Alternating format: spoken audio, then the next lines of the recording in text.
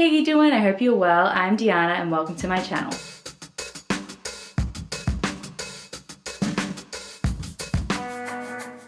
So today I am here coming at you with a tag video. December has been very hectic. We had 3 of the biggest events at our university happen last week, so I have been MIA and running on fumes and was trying to come up with what would be fun and relatively low stress to create, and I have been enjoying all the end of year content on booktube. It's one of my favorite times to be on booktube, and Mara's from Books Like Woes, List Like Woe is coming in, and she recently posted her best and worst series tag, and I thought perfect. I read a lot of series, I talk about it. I think roughly off the top of my head I've started, read, finished an accumulation of about 60 series, so they are never all going to feature in my best of list. So I figured, why not do this tag and we can share some love and not love to some of the series, and you can get a really good snapshot of what I've read this year. And yes, shout out to Mara for creating this tag. I know she did it a while ago. It was a lot of fun and I will probably do it next year as well. Okay, so first question is,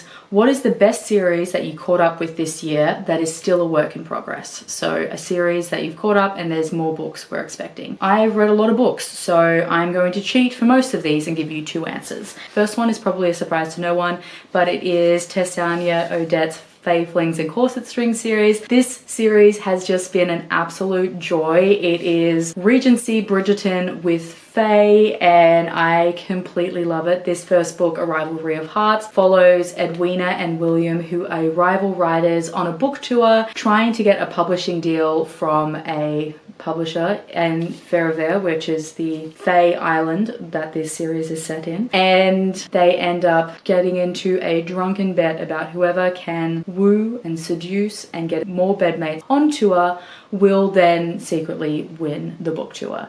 And the second book is even better, and I'm so excited for the third book, which I think is called, it's later on in the tag. Spoilers, foreshadowing maybe, but this is one of the best series that I've read this year. And then the other one is Marilyn Marx's Fae of the Roaring Age series. This is a different tone. It is quite dark. This is The Great Gatsby meets The Cruel Prince, and that is literally all you need to know. We have Adeline Colton, who is grown up in this small backwoods town in the south. Family has been ostracized because it's claimed that she sees devil creatures. So her dad creates like salt circles, and she's got to wear her shoes backwards and put bells on her coat when she leaves the farm. And fast forward, her dad has passed away, her brother has returned from war, World War I, is injured, he's lost his hearing, and is hired by the FBI to be a lip reader on the hunt for gangsters. And they end up in New York, where she bumps into Jack Warren, who is an infamous New York bootlegger, gangster, and Fae Prince, and also happens to be the Fae Prince that she has been seeing in her dreams every full moon. And yes, the first book is perfect setup. I love the glitz, the glam, the debauchery of the Fae and the 1920s just melds together seamlessly. In the second book, we really get Addie trying to figure out what the hell is going on and what she thinks of it. She's having a lot of people's opinions thrown her way, and she's never really been given much agency or given a chance to do her own thing. So I enjoy that she's taken the time to try and sit back, sift through the lies, the manipulations of those around her, and figure out what she believes to be true. I'm not sure how many books in this series, but we're definitely getting one more. This is an absolute joy to read, and I cannot wait for the next one. Question 2 is, what is the best work in progress series that you're still catching up with? What have I got here? So I think one that absolutely captivated me and is just such a fun time. I've read the first 3 of the 4 books that are currently out, and that is The Beast of the Briar series by Elizabeth Helen. This is a Why Choose fantasy romance, which is a Beauty and the Beast retelling, and it is fantastic. For the first book, like the nods and the beats that they have, not only to the fairy tale but for the Disney movie, was just so much fun. And we are following Rosalina, who is the weird girl in town.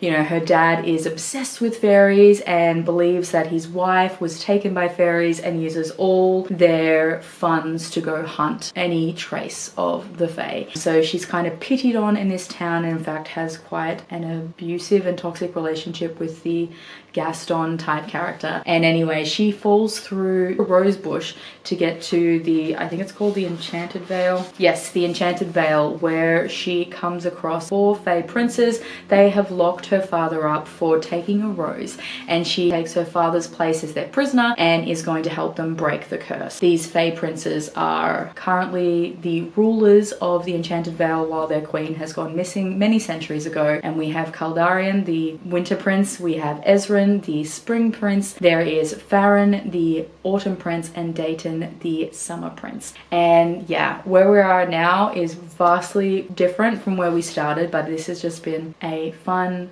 high spice fantasy romance. Speaking of fun, why choose romances? Another series I would like to continue to make my way through is Emily Rath's The Jacksonville Rays series. I read both Pucking Around. I don't know why it took me so long to read Pucking Around. It's like one of my perfect books. And Pucking Wild, which I freaking loved. Tess.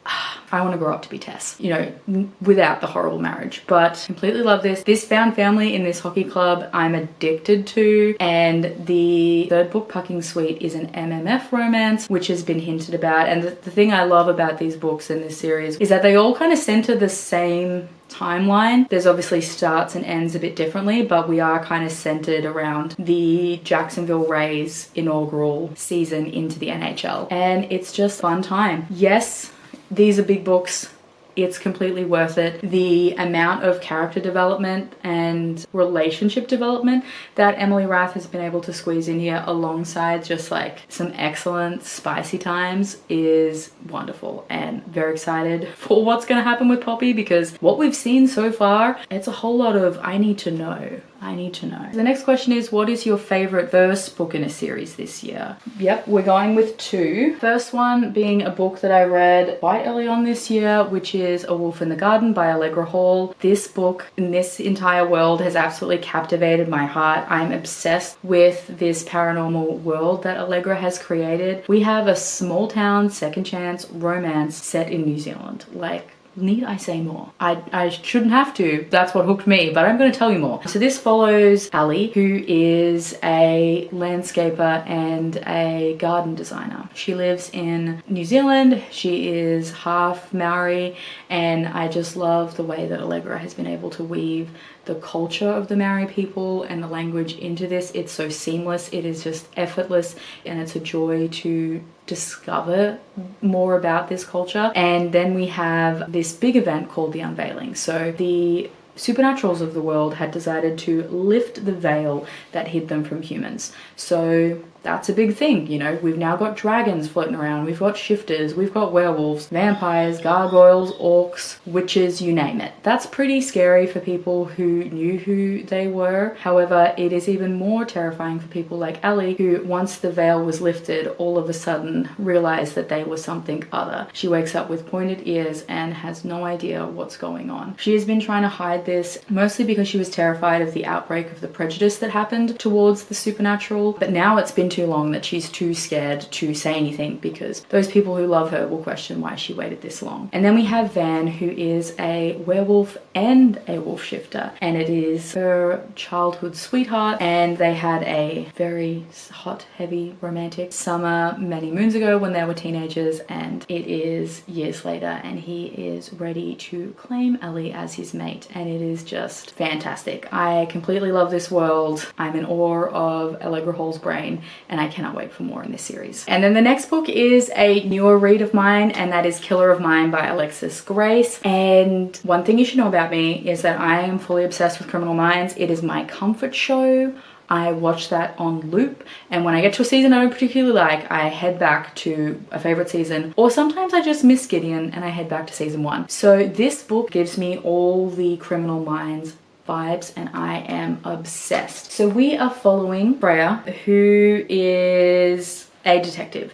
In fact, she has done her best to get detective at a really young age, mostly because it is her goal to help hunt down the crosscut killer, who is a infamous serial killer who is going around murdering women, but is also her father. She's managed to escape him by faking her death, and she thinks she's safe until all of a sudden someone starts dropping bodies and the FBI are looking right at her for answers. And then we have it's not the BAU, but it is a task force who I think they're called like the Serial Crimes Unit, maybe, and they are tasked with hunting her dad down. They make a deal to get her to help while also, you know, keeping her close. We have River, who is the broody team leader of the group, who is doing everything he can to make sure he keeps his team safe. There is Oz, who is the shy technical analyst of the group. We have Jude, who is our young genius, and there is Eli, who is our generally, you know, smooth talking, charming cowboy, unless he is looking at Freya. And when I tell you that this feels exactly like a Criminal Minds episode with a fantastic why choose romance, it blew my mind. I am so obsessed with the ending, the twists. I really need to go back and read it just because I know that Alexis had put like a bunch of clues, because the minute that twist hit, I was like, oh, it makes so much sense. What about this? What about this? What about this? What about this? When she said this never made sense, and now it makes sense. So yeah, safe to say I'm obsessed with the series, and it was a fantastic new start to a series. So if you're looking for a romantic suspense, why choose? Criminal Minds vibes. Highly recommend picking this one up. Okay, so question 4 is, what is the first book in a series that you read this year that you think should have been a standalone and not a series? I can't really think of anything. Most of the series I do read are interconnected, like romance standalones. So for the ones that have been like continued on, most of them have been duologies, which I've felt have been valid. So I don't think there is a series that I've read this year that I think should have just remained a standalone. The next question is, what was your most overhyped series of the year? For this one, I'm going to go with the Play to Prisoner series by Raven Kennedy, only because I'm at the part of the series where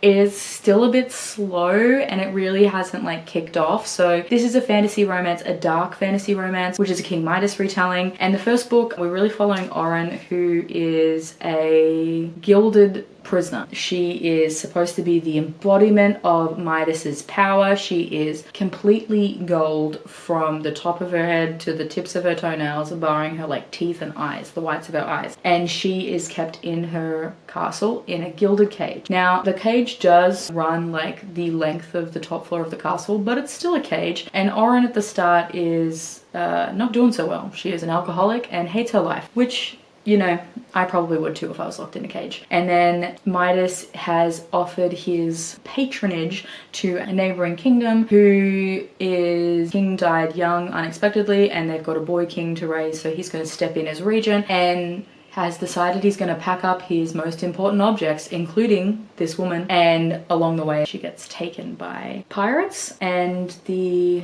dreaded Fourth Army, I believe. Yeah, at this point, I'm finally just started book 3 and it's really like kicking into gear. But definitely, I think if the rest of the series wasn't out, I wouldn't be too fussed into picking up the next book in the series, because at this point in time, it's a bit blah. But I can already see the character development and the character growth with Had and Oren is incredible, so it's going to be well worth the wait. So I don't know, is that a cop-out answer? Probably. Next is, what is a series you've DNF'd this year? And I've DNF'd Pucked by Helena Hunting. I think if I had continued to read this when I first got into romance around 2018, I probably would have liked it, but even then I was only giving them a 3-star. I read the first 3. They were fun, enjoyable, a bit forgettable. Some of the cringy way they talk about dicks and genitalia was a bit odd. Wasn't a big fan of like the whole Puck Bunny and the groupie and the girls causing other girls drama. But what made me put this book down was that in book 4, Forever Pucked, that follows the couple in this book, Violet is just terrified of marriage, but it's something that Alex wants, so he is pushing her to do so, even though it's causing her to be just stressed, anxious. The biggest kicker was, I was like, okay, maybe I can just get behind the fact that she, you know, she does love him, and you know, they are going to be happily ever after. But there is a scene in the first book where, like, not even like the 3rd, 4th book, it was like early on, where he is trying to like manipulate and gaslight her into giving up her job, and I was like, no sir, Absolutely fucking not. Not in this day and age, not ever. This is a job that, while not necessarily glamorous, is something that she'd studied and she's in a graduate program for and is actually doing quite well, so could potentially end up getting an ongoing role once the graduate program finishes. And here is this NHL player who's just like sad that he can't just sleep with her whenever he's home on like off season. And she even makes a point that was like, well, what am I supposed to do when you're in season? He was like, you can just come along. And she's like, I don't want to do that. And then the audacity that this man had to just not understand why that was a massive red flag and why she was upset and very insulted by the fact that she wanted her to give up his job was just like instantly like, nah, I'm not pushing past this. So not for me. I have read the spin-off series, which I did enjoy. I'm hoping to continue on with that one. All right, next one is, what was your favorite series finale this year? And there are a few, but I'm going to try and limit it to one. And I think the one that comes to mind is When He Takes by Gabriella Sands. This is her second book in the Fallen Gods duet, which follows Nero, and I completely loved it. It was just a fantastic look at Blake and Nero's relationship. This is a spin-off from her The Fallen series, and it's a dark mafia romance. Nero has been run out of town by some events in the fourth and final book in that series and ends up falling in love with this small town girl. He does some shady shit, don't get me wrong, and there is this duality to him where she is in this small town. Her dad was a bikie, so she's seen as the problem person, as trying to push people away because there is danger in being with her, unbeknownst to her that Nero is a consigliere to one of the big mafia families in New York. And this one is fantastic because she goes through this like mob wife in training, and then they go undercover to try and take that in the Bratva, and it was just so good. And I really liked the way that Nero was fighting to keep Blake in his life, and then really it was an exploration of morals, because Nero is one of the best people and men that she's ever known. He treats her with so much respect, absolutely loves and supports everything she does. However, he is a mafioso and he kills people for a living. So she kind of grapples with that and deals with her own morality, and love it. Also getting a look at some of the characters, which is going to be the next spin-off series, which is going to follow the Ferreros, and I am freaking excited for that. Anything this woman writes, I'm going to read, but definitely for a series finale, that was just perfection. Next question is, what is your favorite spin-off series you've read this year? I'm going with two, back to two. First off is The Make Games Death by Kayla Rain and Meg Ann. This is the third series within their Make Games universe, and I am completely obsessed. It is a bonkers why choose paranormal romance, and in this one we are following Dahlia, who is a survivor of a death cult and erotic romance author, and she ends up in the Scottish Highlands at a wellness retreat after having a massive breakdown at the premiere of her movie adaptation. While there, she realizes very quickly less a wellness retreat and more a asylum for the supernaturally insane, and there she meets Tor, a cursed Nova Scotian demigod, Kai, a Scottish dragon shifter. We have Cass, who believes he is the one and only Captain Hook, and then we have Kane, who is a southern gentleman who has no memory of who he is, but does have an adorable little pet dog named Arsehole, and it is their romance, and I just completely love this series. In fact, my my review copy for the first book in the next series, The Make Game Apocalypse, just came through, and the temptation to stop everything and read that is very high. So definitely The Make Games Death, this series, this world owns my heart and soul. The other series and spin-off series that owns my heart and soul would have to be The Fae Devils by Alana Pericek, and this is the first book, The Castles of Nevers and Nightmares. I love the Fae Guardians world, and this one we are following Willow and her relationship with the Slua, who are the six, I guess, devils of the Guardians. Inside this we have a portal fantasy, so we go from the world we do know in the Fae Guardians, which is this like dystopian fantasy Witcher style world, to a more traditional Celtic folklore fairy tale world where we've got the Fae who can't lie and everything's an illusion. And in this we have Willow, who has lost her magic after the events in, I think it's the last book in the season of the Elf, so I'm looking over at my shelf,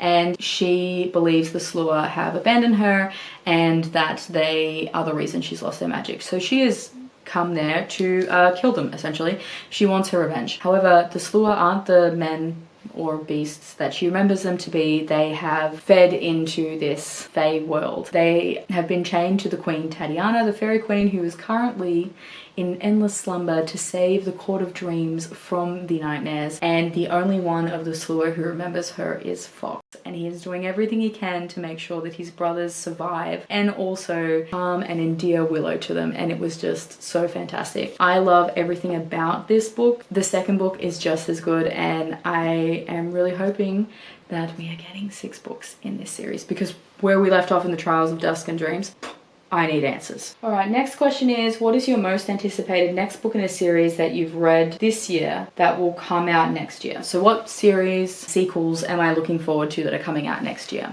Okay, I'm gonna cheat, and there's quite a few of them, but we'll go rapid fire. First off is the next book in Ivy Ophelia's The Poisonous series. This is a dark gothic, very dark gothic vampire romance, and I just need to know what happens, because Salias is just... He's a monster, but he's kind of like got this slight golden retriever. You know, if a golden retriever was a cobra. And I'm in love with him. Next we have Elegance and Espionage, which is the third book in the Fae Flings and Corset Strings by Tessania Odette. We've met our main characters at the end of My Feral Romance, and our main girly pop has been arrested for stealing clothes, and she may be falling in love with the guy who's there to arrest her, and say less. Then we have Her Tortured Beast by E.P. Bali, because another bonkers paranormal why choose romance that absolutely stole my heart and soul this year. And after her Psycho Beasts, I say Miss E.P. Bali. What the hell was that?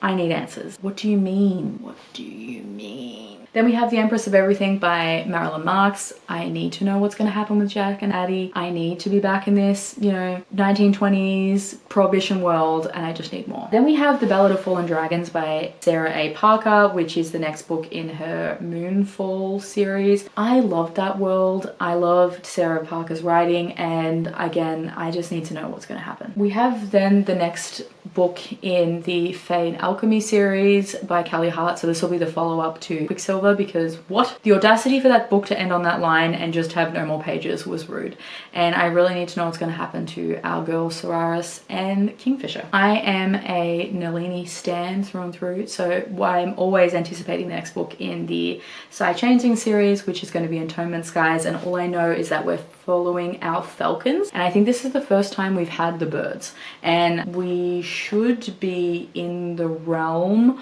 of California, so we may even get cameos from some of our favorite Snow Dancer wolves and Dark River leopards, and I am so excited. Another one that I'm really anticipating is the follow-up for If I Were to Die by LA Cannon. I think it's called Would You Die With Me, which is the second part of her dark angsty romance. We've gone from friends to lovers to enemies, so hopefully we're going to see the lovers portion of it, and I just really need to know that Kai and Noah are okay, safe, and that they get their sweetest HEA. And then I really need to pick up Secrets of Mine by Alexis Grace, which is the second book in her FBI series. I don't know what it's called, but I really need to know what's happening with Freya. Are they going to get the crosscut killer? What's going to happen with the relationship dynamic between the 4 of them, the 5 of them? I just really need to know answers. And then last but not least, to sound like a broken record, I am dying to get to A Ride with the Dragon, which is the next book in the Unveiling Monsters series by Allegra Hall. So we've had a couple of novellas and we've had a prequel book, but this is the next one that's going to kind of sit in the same timeline as A Wolf in the Garden,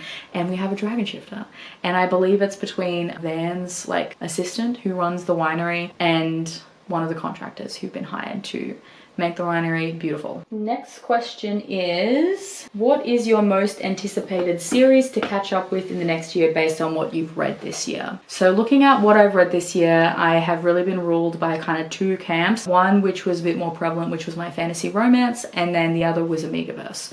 So looking at fantasy romance, I really do want to catch up on the Dustwalker Bride series. I'm aware that this is like a monster fantasy romance, but I love Opal Rain's writing. We've now got up to like book 8, and it's a travesty that I haven't actually continued on with this series. Am intimidated by the length of these, which is stupid because I know the minute I pick them up, I just fly through them. So definitely am going to prioritize. I'm up to book 3, Assault to Touch, and I believe Opal might be going to Babe in some of the conventions that I'm going to next year, so I'll be able to pick up the rest of the series and get her to sign it, because I'm in awe of this woman's brain. She is a phenomenal writer. And then for my Omegaverse, I really want to finish off the Luna and Soul series by Emily Emerson. I cheated and started with book 3 because I knew that one had the chronic illness rep, which I was in a bit of a pain flare up at the time and just really needed to see caretaking scenes, apparently. Endless caretaking scenes.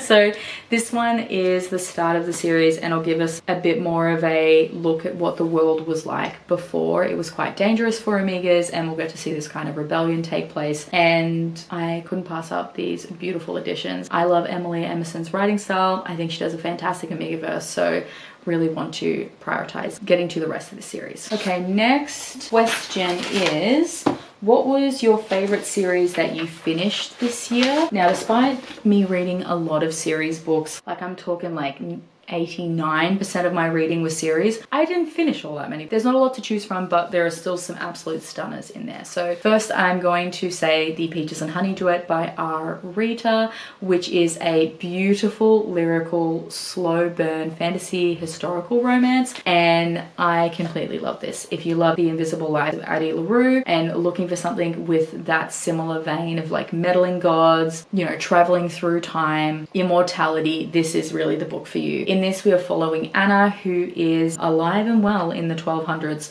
and has been kicked out of her village because she has a condition that we would know as vitiligo. However, it's the medieval time and they see something different and assume she has the plague or has been cursed, so they kick her out. She is living in the woods, just trying to survive, when one day she comes across a woman who's been chased by guards, and she risks her own life to save this woman and offer her sanctuary. This beautiful woman is absolutely captivated by the endless kindness and empathy that someone like Anna would have, especially of how the world has been treating her, that they gift her a peach. And with that peach comes the gift of immortality. And the beautiful woman turns into a beautiful man named Kieran, and we find out that he is a trickster god. And it is a look at Anna and Kieran across the ages. He kind of checks in every now and then to make sure that she is taking care of herself, and Anna is just doing whatever she can to protect people, whether that is helping out through famine, through wars, through plague. And it's disheartening at times to see the cruelness that's thrown her way despite the endless empathy and kindness that she gives to people, which is why Kieran's there to make sure she's okay. And speaking of slow burns, they don't get together until the 1920s. So yes, it was fantastic. So the first book really is that kind of drawn out look at them through history, at the backdrop of some of the world's most major historical events. And then the second book, we get another look at the other gods and see what's happening with the twisted dynamic between the prime god and his disciples. And then for something different, but also a duology, we have The Losers Duet by Harley LaRue. Don't know why it took me so long to read Harley LaRue. They write exactly the why choose poly romances that I need and love. These people are messy, these people are real, and just the fact that they have so much love and support to give to each other really just it heals all the aches in my heart. In this, we are following Jess, who has returned home after, I think she's been fired from an internship, or she didn't get the job after her internship, and she's a little embarrassed. She doesn't really want to be coming home. It's kind of seen as like a bit of a backward step for her, and when she was there, she was a bit of a bitch, to be to be quite frank. She was the mean girl in school. She kept up with appearances and did some horrible things to some people in town. Now she's back. She's kind of fallen back in with her old crowd, despite it really not fitting, and she's not really sure who she wants to be, but she knows it's not that. And she ends up running into one of the boys, Mason, and his gang of people who she had a very steamy encounter with at a Halloween party right after high school. And they decide that, yep, she's helped absolutely destroy their mechanic and their shop and their livelihood, that she is going to do some sexy favors to pay off the damage. And through this, she is able to find a safe space, a supportive space, to really discover who she is and become the person she wants to be. And the guys are just as messy, and their relationships are thrown around everywhere. It is definitely poly at its core, and yeah, I completely love these characters. I was so sad when the final page of the book ended because it meant that I had to say goodbye to them, but I think I will do a reread very soon. The next question is, what was your favorite episodic series you read this year? And I think for this one I'm going to go with Stay a Spell by Juliet Cross. I did previously read the first half of this series a few years ago, but I wrapped it up this year and it was an absolute joy. This series follows the Savoy sisters, who are witches who live in New Orleans, and it is their relationships with other supernatural beings, and I think it's just so phenomenal. The thread throughout the book series, so we start with The Wolf Gone Wild, really is that werewolves were created from a witch hunter by a witch, so they're seen as these demonic, dangerous creatures. They're often ostracized by the rest of the magical community, and in fact they don't have a seat at the table of, you know, the powers of be, the supernaturals. The other supernaturals do, the witches, the vampires, and the Grimm. They all have a say in what happens to the magical community, which is like a secret society within this world, but the werewolves don't. And throughout this, we kind of have this thread of the sisters doing what they can to make people realize that they are not the horrid, dangerous creatures they need to be. And it was just so much fun seeing these sisters find their romance. It is light, fluffy, there are some dark moments within it, and also there is some serious spice. And I just loved the New Orleans setting and the sisterly bond that these sisters have. Okay, next question is, what is a series you finally bailed on after holding onto it for so long? And I've got two. So the first one is the Beautiful series by Renee Ardier. I loved this when I first picked it up, when it first released back in 2019. It was like a callback to vampires in YA fiction. It was gothic, set in New Orleans. It kind of gave me the Interview with the Vampire vibes. The ending was quite interesting, but then there was delays in the series. Never really picked it up, and I know that Tori from Tori Between Pages picked it up recently and said that the final felt like ruined the magic that was this book. So I've decided that I enjoyed The Beautiful and I don't want to have that feeling change, so I'm just going to give this series away. And then the other series I am DNFing is the Blood and Ash series by Jennifer L. Armentrout. I just realized I really don't care. I know this is one of the most beloved fantasy romance series. This was okay. I gave it like maybe a 3 stars. I've heard that the second book is great, that we're introduced to potential like MMF, but I've heard the third book is the most disappointing thing that you'll ever read. And we did that with ACOTAR, and I don't want to do it with another series. So I'm gonna let it go.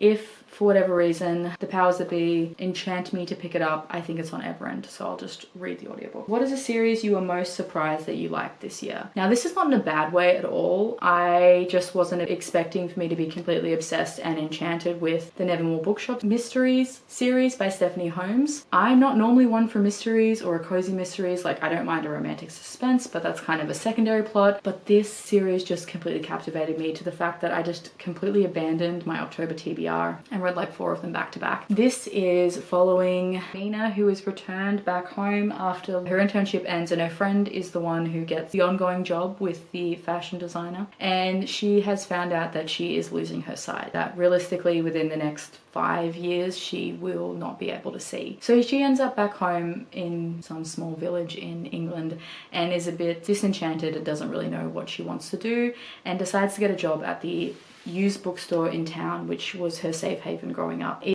no longer run by the nice old man that she remembers, but in fact a broody man named Heathcliff, who is the Heathcliff of Wuthering Heights, and he's roommates with James Moriarty, the Moriarty of Sherlock Holmes infamy, and a raven shifter named Quoth, who is the embodiment of the raven / the nameless narrator of Edgar Allan Poe's poem.